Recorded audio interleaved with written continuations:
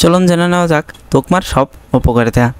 Number 1, diabetic নিয়ন্ত্রণে বেশ কার্যকরী হলো এই তোকমা। আপনি আপনার ডায়াবেটিস নিয়ন্ত্রণে এই তোকমার ব্যবহার করতে পারেন। নাম্বার 2, হজম শক্তি বৃদ্ধিতে কার্যকর ভূমিকা পালন করে এই তোকমা।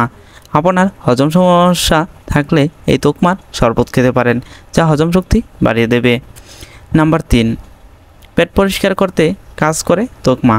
আপনার পেট পরিষ্কার ও পেট স্বাভাবিক সুস্থ রাখতে তোকমার শরবত খেতে পারেন নিয়মিত, যা পেটকে ভালো রাখে। নাম্বার 4, শরীর ঠান্ডা রাখতে কাজ করে।